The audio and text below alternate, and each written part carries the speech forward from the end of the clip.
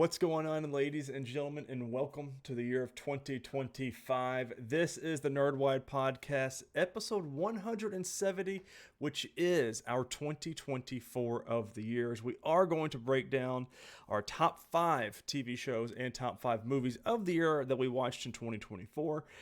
Movies, we had decided that it goes for anything we watched as a podcast or anything like that. So, is The Thing on one of our lists? Maybe. Is The Fog, Deadpool Wolverine, Deadpool, Logan, Deadpool 2. We're just going to have to wait and find out because we're going to do TV shows first. But before we get there, I'm your host, Tyler Haynes. With my good friend and co-host, we'll have Miss Dearly, Mr. Chris Rivers. How are you, sir? Hi, y'all. Listen, it's been since last year. But it's been, what, 4 weeks minimum, 4 or 5 maybe. Minimum. Yeah, I think it's been like a month because we dropped off right before Christmas. It was the weekend of Christmas, right? Or the weekend before. The weekend before that, yeah. And then I got that was our "It's a Wonderful Life" review, which was abridged. I still laugh at that so hard. I tell that story to people at work and everything. That's just been fun. But yeah, it's good to be back. We've got our Oscar nominations, which is a big part of our podcast, coming up here in a couple of weeks. Hopefully, depends what the LA fires continue to do. But here we are. This is the Nerdwide Podcast. We talk about TV shows, movies, and we review and recap a lot of our shows and review our movies, obviously, and we rank things. We do Oscars. And we do Halloween. That's our biggest one, is our Halloween Horror-thon, and then our Oscars. I think are our biggest shows, if you will, which I think Halloween stuff brings in more viewers than anything else, which is awesome because, we both love Halloween in these households. So, quick housekeeping before we jump into it. Don't forget to subscribe to our YouTube or podcasting service of your choice. If you enjoy the show, make sure you leave us a thumbs up on YouTube or give us a good rating for our podcasting service you do use. If you don't enjoy what you see or hear, make sure you leave us a comment down below and let us know what's wrong or if we can improve the show in any way. That's how you do it. Audio levels are off. Let us know. But until we get there, so let's do it. Listen, I've been ready for this. We wanted to record this last week, but I have had the flu and the effects of the flu for the past two or 3 weeks now. No, it's 2 weeks because I had the flu the Friday after Christmas, and Friday, Saturday, Sunday, don't remember. It's lucky our youngest child's alive. Don't know how, because we don't remember those days, because it's just horrible. The flu this year, horrible. Everyone make sure you wash your hands and stay at home if you are any kind of sick, because even in the hospital, we're seeing just horrible amounts of the flu. But we've been trying to do the show since before the new year, but here we are. That's my fault. It's fine. I'll take the fault, ladies and gentlemen.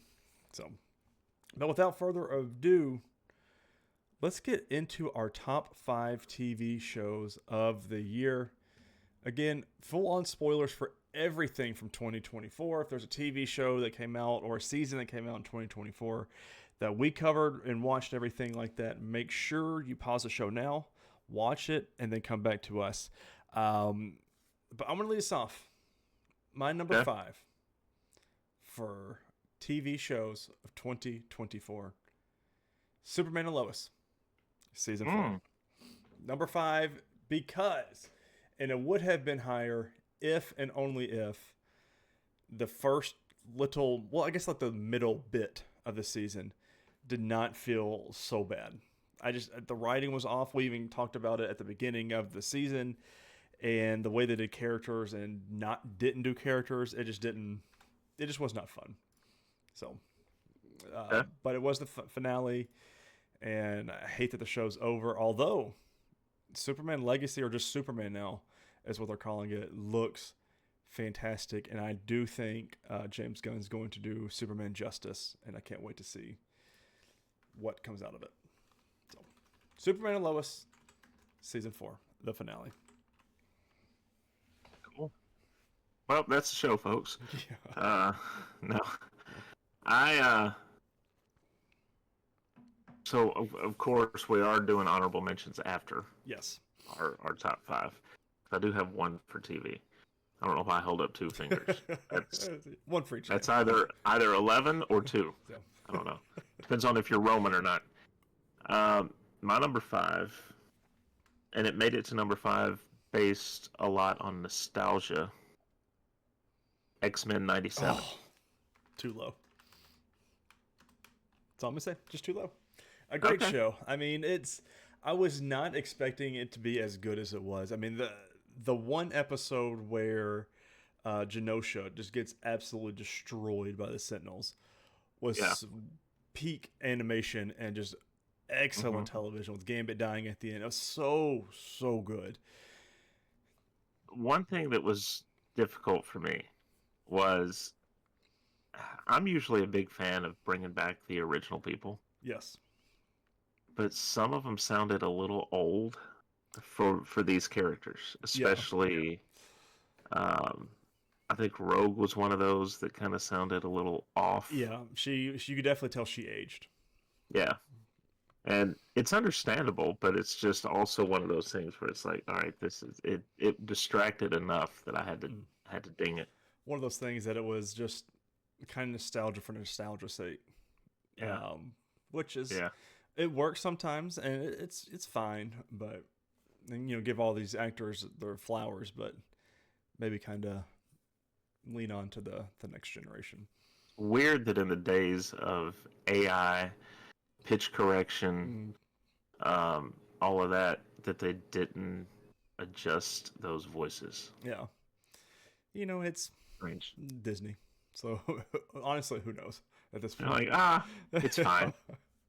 People will watch it anyway. Yeah, and sure enough they did. So yeah. My number 4. Seeing a trend here though. The Boys season 4. Love The Boys. And what else could we say about this one? It's one that I can't wait for. We got season 5 coming out this year, and it's the last one. I have not heard anything about Gen V season 2 yet, with the passing of that actor. But The Boys season 4 with the big Newman death at the end, the whole just how much they leaned into what America's going through right now too, and oh boy, and it's still going through. It just they do such a great job with blending reality with the superheroes and supers, and I really enjoy how they do it, especially with the politics they do it with now. With the president getting attacked by oh god, why I remember the bunker, and who was attacking them? See, that's the thing. I kept trying to remember details of the season without going back and looking it up. And I remember like the big gags and things like that with the one dude having relationships with himself, with his multiple clones. Firecracker, I remember, but she wasn't the big bad. No. Oh, that's gonna bug me. And you're gonna have to look it up. I'm gonna have to look it up, which is why it's a little bit lower. Because I mean, I really do enjoy The Boys. Big bad. It just didn't stick as well this year for me. And so that was a big thing. It wasn't Homelander. No, Sage was orchestrating the whole thing. God, who attacked the president? Who attacked the president? I can't remember. I'm like you. I remember a lot of the different moments individually, but this super big plot and everything. I remember all the stuff with Homelander and his kid, and how his kid came to understand that he didn't really want to be Homelander 2.0. Yeah. Oh, I forgot they did the whole viewer discretion's advised because Trump got shot at around the same time this episode came out. Like just the week before or whatever it was. I forgot all about that. Anyways. But The Boys season 4 is my number 4. Cool. My number 4 goes back even further. Ooh. Echo. Echo.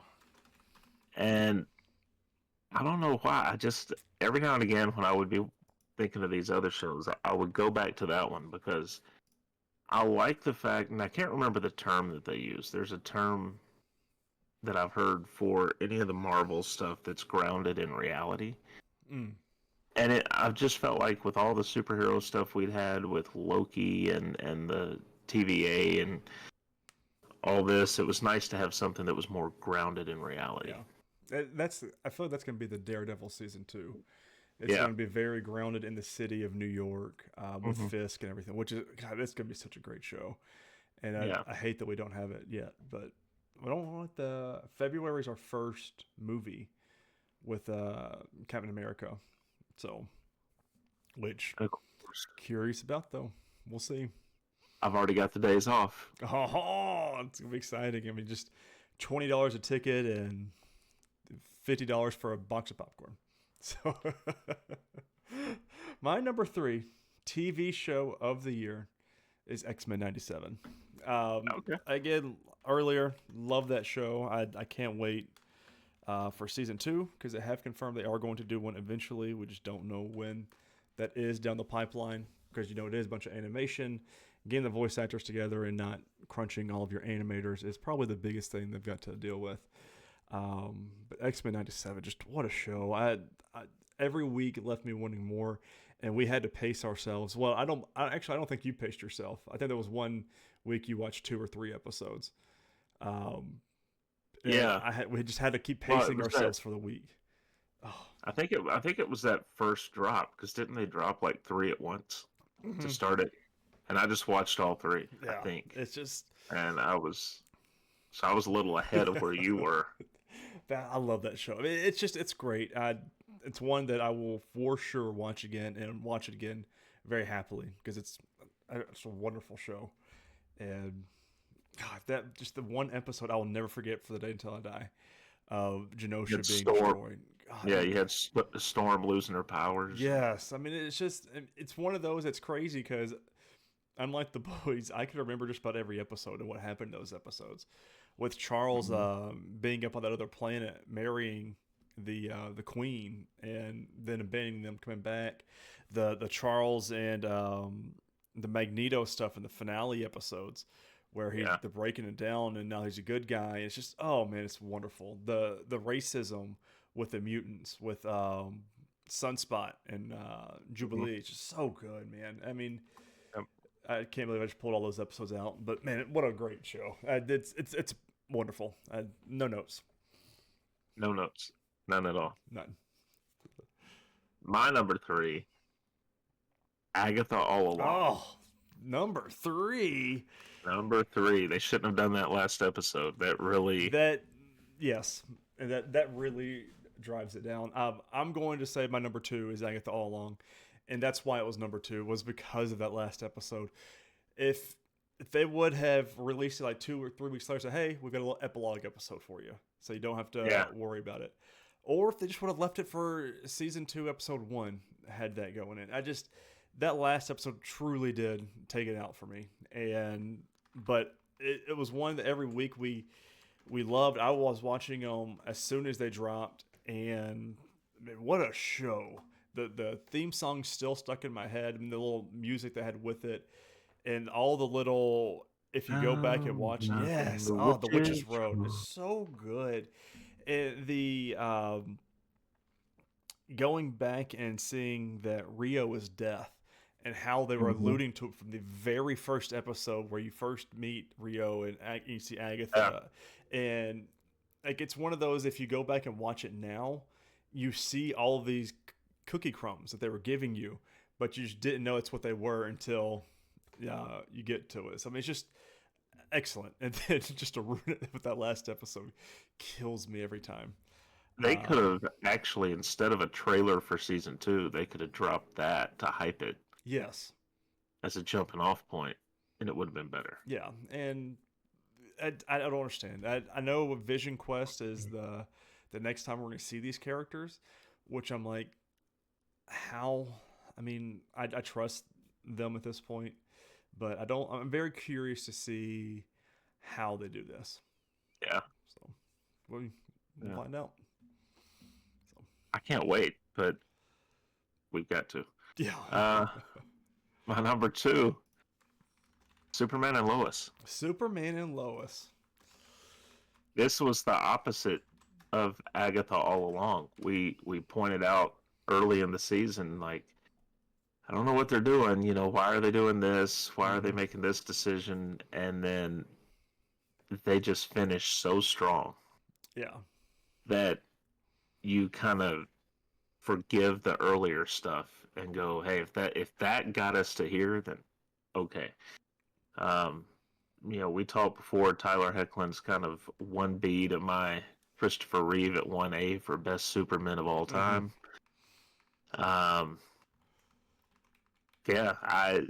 It's one of those shows that there were times where I just didn't look forward to it, depending on how the writing had been going. Yeah, it depended on the episode prior. And yeah. Oh. But then now, when you finish it off the way that they did, you're like, could we just get like a movie or another season just wrap it? I mean, they wrapped it up very well, and gave us an ending to the Superman and Lois's story. Yeah. I would love to see the boys more, and the Steels for that matter. The episode where he revealed to the world he is Superman was, especially in that diner. I love that scene. And again, another scene I won't forget until the day I die, of him. They had the conversation earlier, but then him looking in the booth and say, I don't want to, kind of, you can see him contemplating, do I reveal who I am to Smallville, who kind of already knew who he was, takes his glasses off, puts it right there on the booth. And then you see him turn to Superman, and everyone just so shocked. It was beautiful, very well done. Gives me chills to this moment. I loved it. The finale makes me cry every time I talk about it, and it's just very good. But the reason I didn't have it higher on my list was because of the first couple, not so much the first couple episodes, but like that middle chunk. Just, the writing was just so off, and even to the point we put on the douche canoe, the writers in the CW. So I mean, but still very, very good show. Yeah, now, especially the football coach. Oh God, Coach Gaines. He was trying like crazy to get perfect, the super like twins. Extra, and I mean from season 1 all the way through, and I loved having the extras that then they kept with them. Now, I have a inkling of suspicion that number 1 is the exact same show for both of us. I think so, yeah. So let's just go ahead and say at the count of 3 what our number 1 is. And Nerdwide Podcast TV show of 2024. 3, 2, 1. The Penguin. The Penguin. Yeah. I mean, without a doubt, the Penguin. And there's no way it wasn't going to be. Every episode, every single week, it was just perfect. I mean, there's nothing else to say. It was absolutely perfect. And the fact that did you see Golden Globes this past weekend? Colin Farrell won Best Male Actor for TV show and TV drama. So, did he? And as he should, because dear Lord, was he excellent. So that's awesome. Yeah, this was to go the whole show. I mean, I think we did get a slight mention of Batman in the first episode when they were recapping what had happened at the end of the Batman.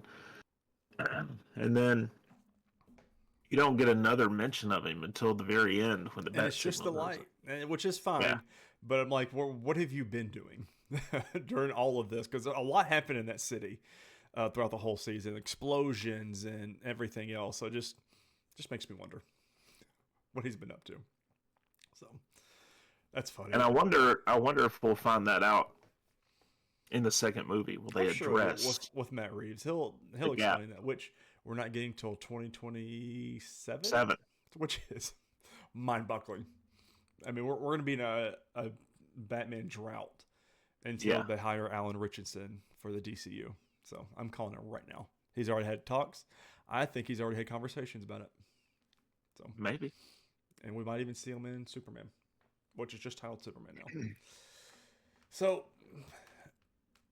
now Did that you have any honorable I mentions for did, TV? I did. I had the first half of Doom Prophecy, which we didn't watch here on on the Nerdwide Podcast, and then House of the Dragon season 2. I also had on mine, as well as Big Brother season 26. You can't leave Big Brother out. It was a fantastic season, but just not even those I wouldn't rank with my ranking here because they were all great still, but not as our TV shows. I had The Boys as an honorable Mm. mention. I figured when I said that and you kind of brought it up, I was like, oh, he put The Boys on there. So, Yeah. well, I'm with you there. But listen, we do a show within a show. We do a show. Our heroes and douche canoes of the week for our TV shows. If you're brand new, welcome in, first off. But each week we go through our TV episodes and we dub a hero and a douche of every single week. And Douche Canoe, our 2024 Nerdwide Podcast Douche Canoe, is Oswald Cobblepot from The Penguin with a total of 2 douche awards, which, again, phenomenal. Colin Farrell, the writing, absolutely great. A lot of ones on here. And then with heroes, we've got a 1, 2, 3, 4, 5, 6, 7. I dare you to read all the names off. 11, 12, 13, 14, 15, 16, 17, 18-way tie.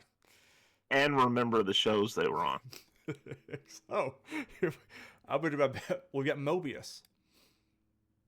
Was that could have been Loki season 2. I mean, I guess he's the only Mobius we've got.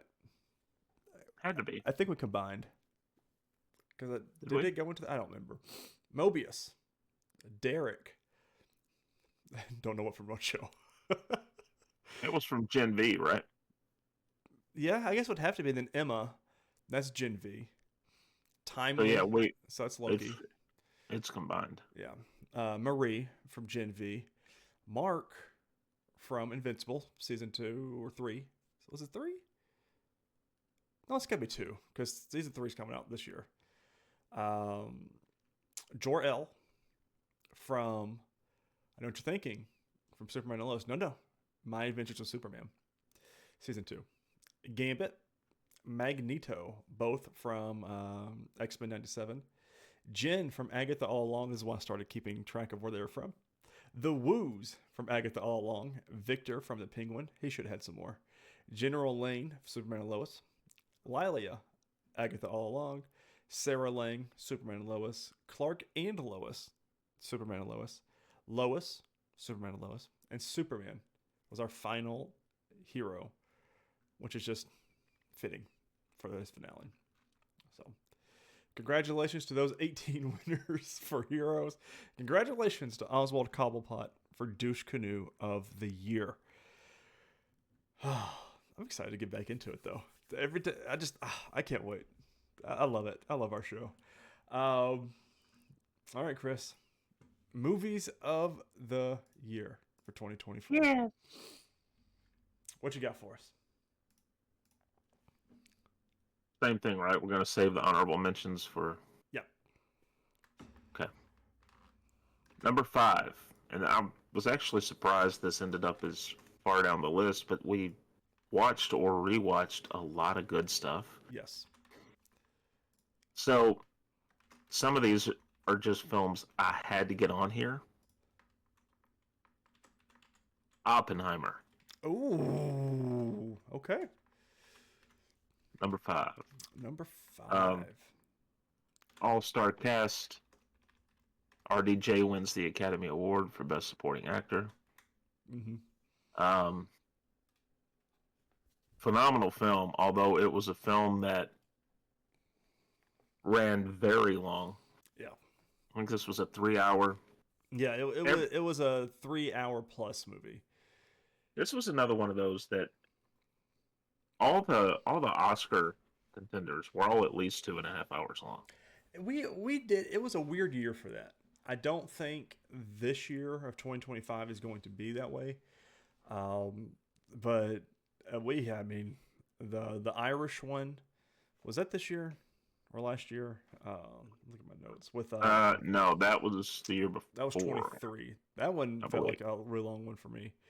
Um, The Maestro felt Banshees long of for me. Um, Killers of the Flower Moon felt long. Um, I think Barbie was probably our shortest one out of all Killers of of the them. Flower Moon was long. I think Yes, that was like a 3.5 hour movie or something. good It's, by all means, yeah, but again, long. yeah. All right, my number five, coming in at a new watch for both of us last year, although not new, but new for us, was X. Love that movie. We got a whole trilogy out of it, and it really set things up, which is crazy. Two of the movies on this list are Halloween movies. So, a little future spoiler for you. Yeah. But I really enjoyed X. It had that Texas Chainsaw Massacre vibe to it. The kills were really well done. The shotgun blast for the old lady right out the door where she breaks her hip and then just gets run over. Mhm. So funny. I mean, not funny, Yeah. but a very good No. kill. And it set up our, I don't know what you call that universe, but set us up the A24, I don't know, Texas like trilogy. And that film gave me a new favorite day of the week. Yeah. So, Oh man. um, number 4. You didn't. So technically, actually, I have to replace. Okay, I can do this because I have to replace this one. I wasn't thinking when I made the list, and this was not one we watched for the show. So I'm going to put. I had 2 honorable mentions. I'm going to put one of those in here now, Okay. and it's going to be X. X. I mean, just it's a good movie, and it's Yeah. one of the ones.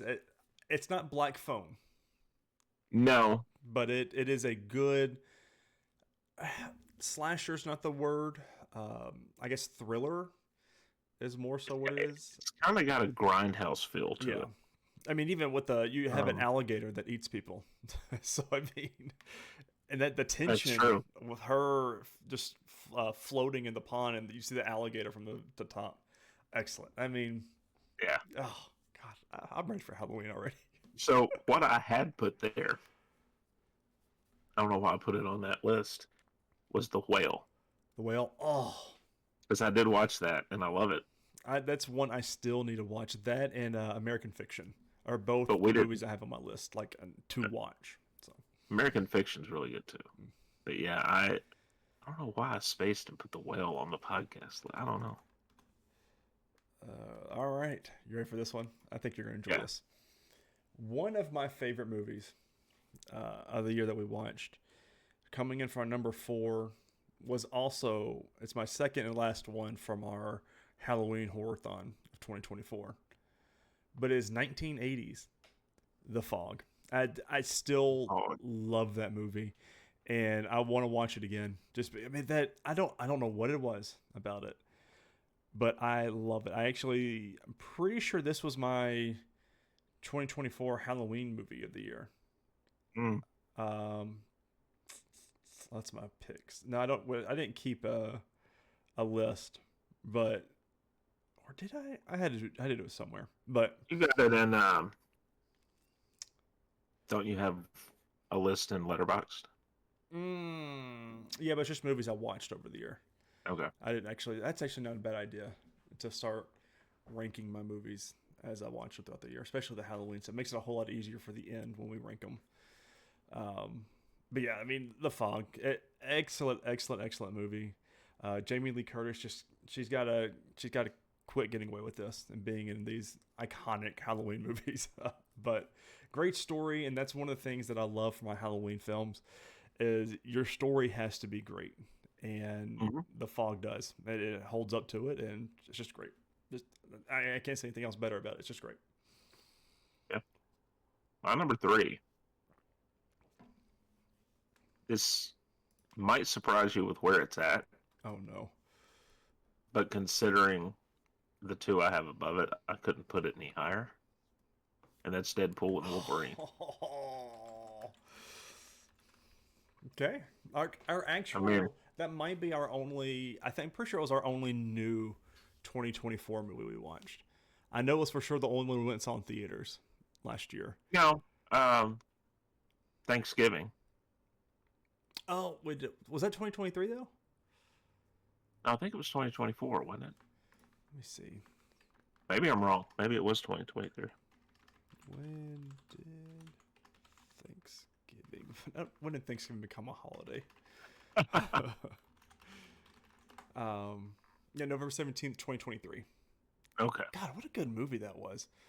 Yeah. But yeah. I mean, the review is up for Deadpool and Wolverine.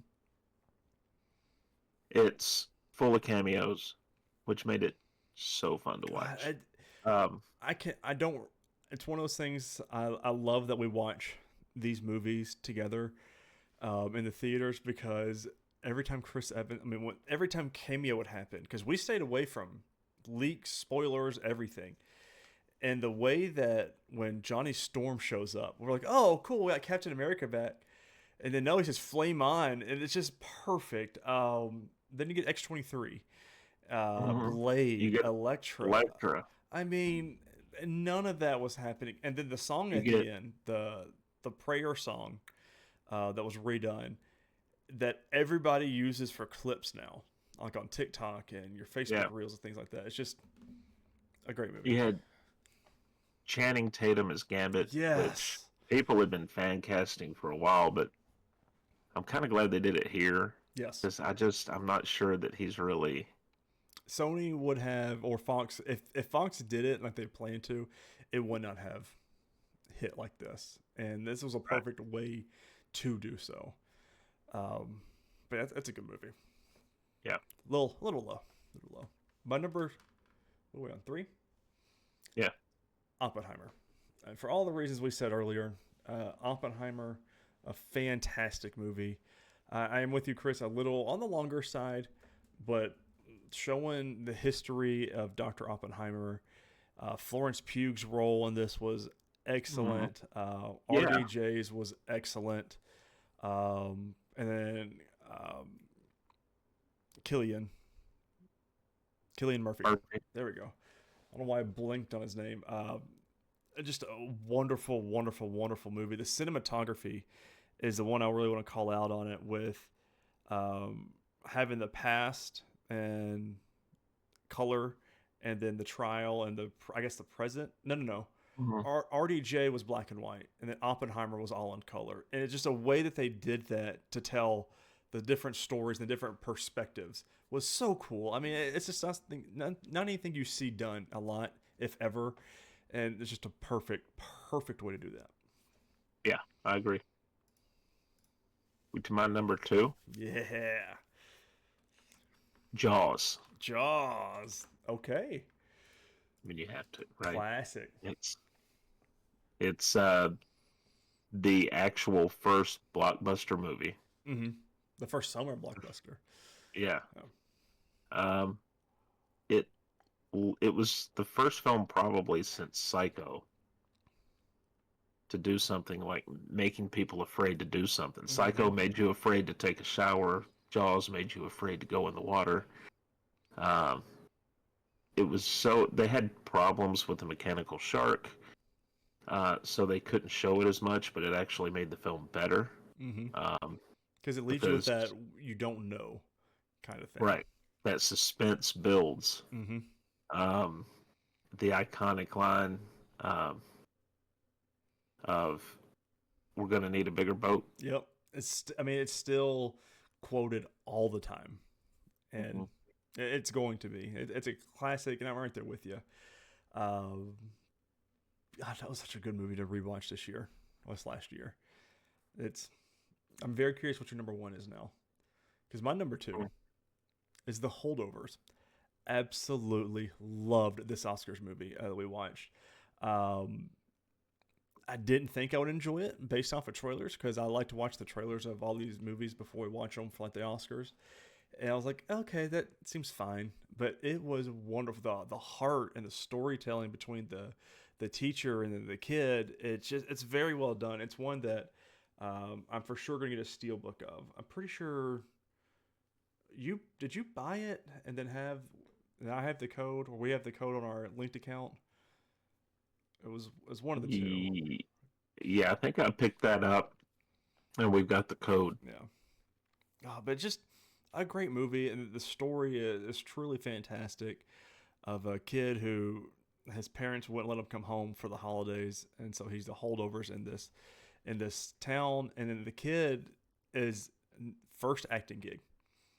Just Mhm. Paul Giamatti said, watch the kid do his audition, and he said, I want that kid. And it's just the chemistry they had together too. Excellent. And it should have won more awards at the Oscars. But you had a killer year of Oscars movies last year. So Yeah, very good. My number one. not mine. That's not we don't have the same one. We don't? Mm-mm, not this time. One of our favorite directors, one of our favorite actors, John Carpenter and Kurt Russell team up on The Thing. Yep. I knew that was coming up. As soon as you said Jaws was your number two, I was like, oh, I already know what your number one is. Great movie. I mean, I want to watch the sequel, but not really a sequel to it. But God, The Thing, because it's what I love film again. Like I said earlier, with X and The Fog, the story for these horror movies are just about everything for me. Don't scare me just to scare me. Give me a story and tell me why I should be scared, and do it well. Right. And The Thing did it. I mean, you have no idea who's infected. Yeah. And even at the end, the two survivors. Or how many. Yes, or how many. And like the two at the end, you don't even know if both of them are infected. If one of them is infected, both of them are safe. You just don't know. And it's I love the storytelling of that. Oh, excellent. My number one, Deadpool and Wolverine. It's in my top 5 movies of all time. And just from the cameos, the wrap ups at the end of this story, and of course we are going to see them going forward because they're going to milk Hugh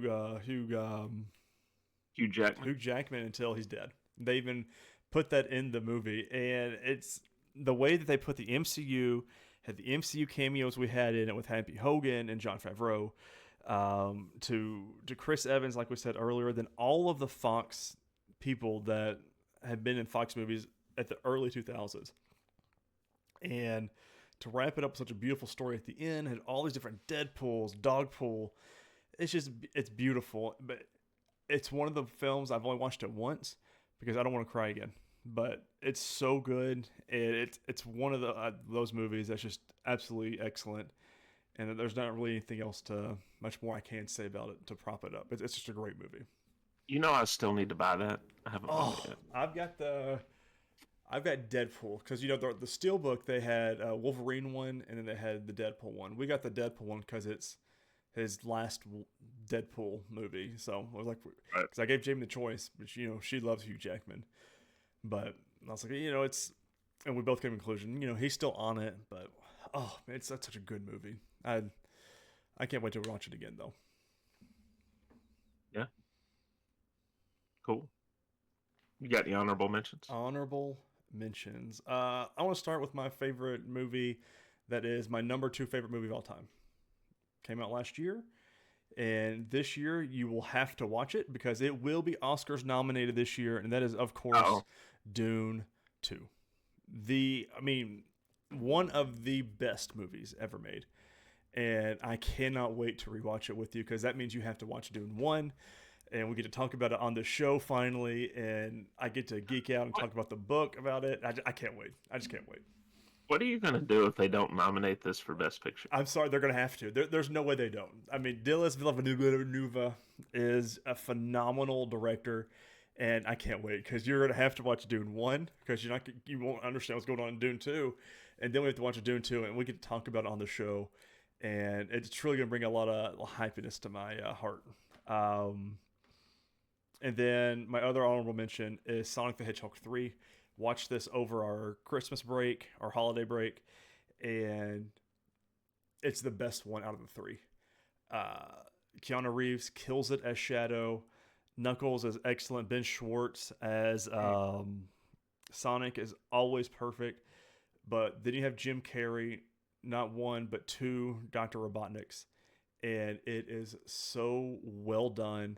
It hits you in the feels. There's a great dance number that you had to watch for 5 minutes in this with both Robotniks, and it was hilarious and perfect. And it's just a great movie. And of course, just about every one of our Halloween movies. Thanksgiving, I've got an honorable mention for, especially.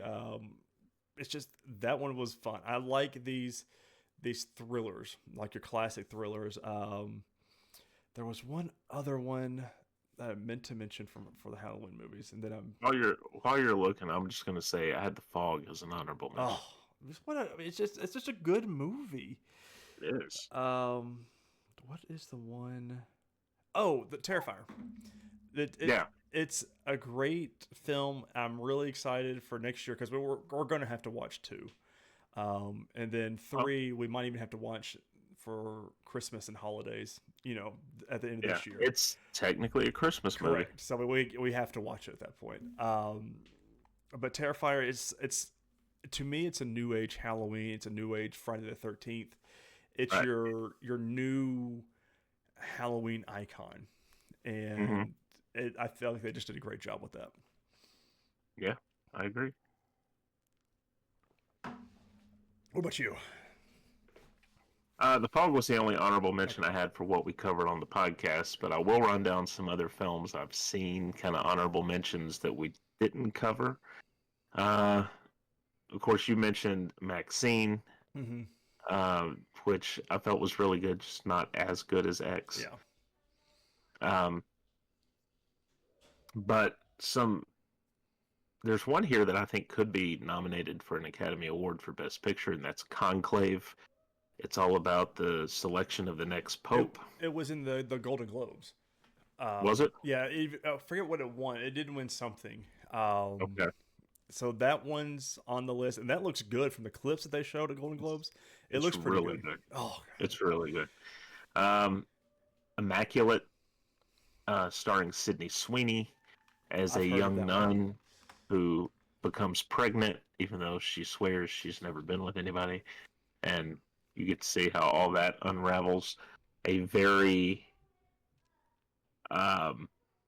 what's the word I'm looking for?